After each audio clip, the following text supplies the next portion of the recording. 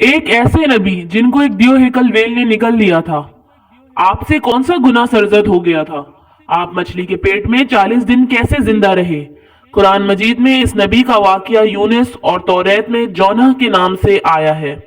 عاشورہ نامی ایک شہر کے بادشاہ نے نینوا کی ایک چھوٹی سی بستی میں ایک مندر بنوایا۔ دیکھا دیکھی دوسرے بادشاہوں نے بھی مندر بنوانے شروع کر دیے۔ رفتہ رفتہ ایک وقت ایسا آیا کہ یہ چھوٹا سا شہر سلطنت عاشوریہ کی عظیم الشان دارالسلطنت میں شامل ہو گیا۔ نینوا کے شہر کے بیچوں بیچ مندر اور شاہی محل تھے، جہاں سے عاشوریوں کا بادشاہ اونچے اونچے تخت پر بیٹھ کر گلیوں اور بازاروں کا نظارہ کیا کرتا تھا۔ مختصر یہ کہ نینوا ایک بہت تہذیب اور ترقی یافتہ شہر تھا۔ یہ لوگ بت پرستی اور کفر و شرک کی بیماری میں مبتلا تھے۔ اللہ نے اس قوم کی ہدایت کے لیے حضرت یونس علیہ السلام کو بھیجا۔ آپ سب سے پہلے عاشوریہ کے بادشاہ کے پاس گئے اور انہیں پیغام حق سنایا۔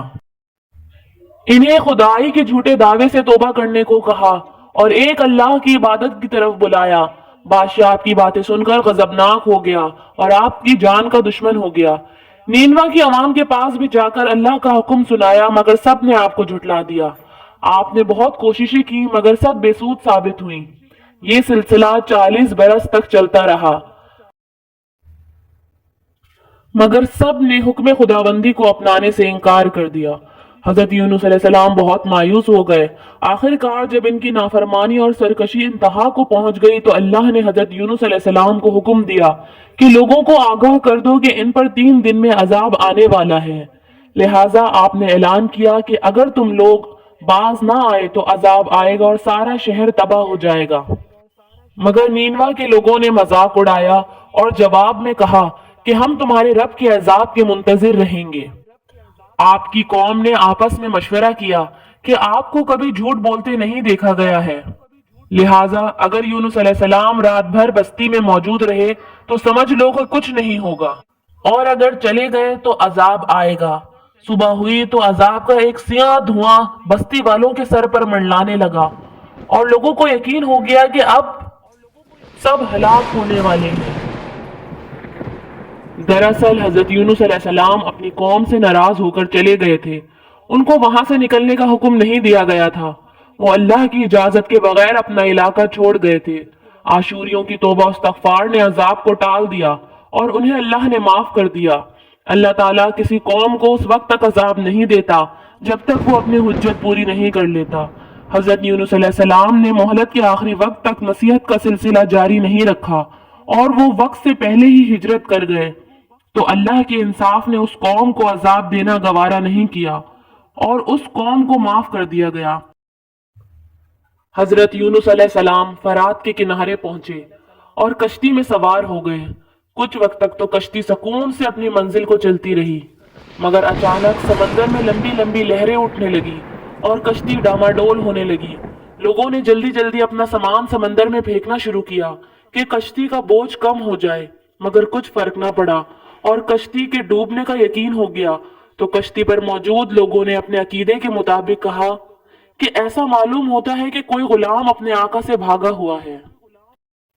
حضرت یونس علیہ السلام نے سنا تو ان کو احساس ہوا کہ اللہ کو میرا بھاگنا پسند نہیں آیا، لہٰذا اہل کشتی نے 3 مرتبہ قرآن دازی کی اور تینوں مرتبہ حضرت یونس علیہ السلام کا نام آیا۔ مجبوراً اہل کشتی نے حضرت یونس علیہ السلام کو سمندر میں ڈال دیا۔ اس وقت اللہ نے ایک بڑی مچھلی کو حکم دیا کہ یونس کو نگل لو، مگر ان کو کوئی تکلیف نہیں ہونی چاہیے، یہ تمہاری غذا نہیں ہے۔ حضرت یونس علیہ السلام نے مچھلی کے پیٹ میں خود کو زندہ پایا تو اللہ سے معافی مانگی اور اپنی غلطی کو تسلیم کیا اور اللہ سے مسلسل معافی مانگتے رہے۔ مچھلی کے پیٹ میں انہوں نے اللہ سے یہ کلمات کہے: اللہ تیرے سوا کوئی معبود نہیں، تو یکتا ہے، میں تیری پاکی بیان کرتا ہوں، بے شک میں اپنے نفس پر خود ہی ظلم کرنے والا ہوں۔ جب یونس علیہ السلام نے یہ عرض کی تو ان کے یہ الفاظ عرش کے ارد گرد گھومنے لگے۔ فرشتوں نے فرمایا یہ آواز بہت دور سے آ رہی ہے اور آواز بہت کمزور ہے۔ اللہ نے کہا کیا تم نے اس آواز کو نہیں پہچانا؟ یہ میرے بندے یونس کی آواز ہے۔ فرشتوں نے کہا کہ اے اللہ مصیبت کے وقت ان پر رحم فرما۔ اللہ کے حکم سے مچھلی نے یونس علیہ السلام کو بغیر کسی تکلیف کے समंदर के किनारे उगल दिया। रिवायत के मुताबिक आप मछली के पेट में 40 दिन तक जिंदा रहे। मछली के पेट में रहने की वजह से आपका जिस्म ऐसा हो गया जैसे पैदा हुए बच्चे का जिस्म। आपके जिस्म पर बाल तक ना रहे। अर्ज आप बहुत कमजोर हो गए थे। इसके बाद अल्लाह ने समंदर के किनारे एक पौधा उगाया। रिवायत के मुताबिक वो कद्दू का पौधा था। अल्लाह ने एक बकरी भी आपके पास भेजी जो आपको सुबह और शाम दूध पिलाती थी। आप कुछ अरसे में तंदुरुस्त और तवाना हो गए। आप समंदर के किनारे बेलदार दरख्त के नीचे झोपड़ी बनाकर रहने लगे। यूनुस की कौम एक दिन उनको तलाश करते हुए उस समंदर के किनारे पहुंच गई और उन्होंने आपके हाथ पर अल्लाह की बैत कर ली और इस्तगफार भी करते रहे। हजरत यूनुस अलैहिस्सलाम वापस नेनवा चले गए और वहीं अपनी जिंदगी के बाकी दिन गुजारे और उस कौम की रहनुमाई फरमाते रहे।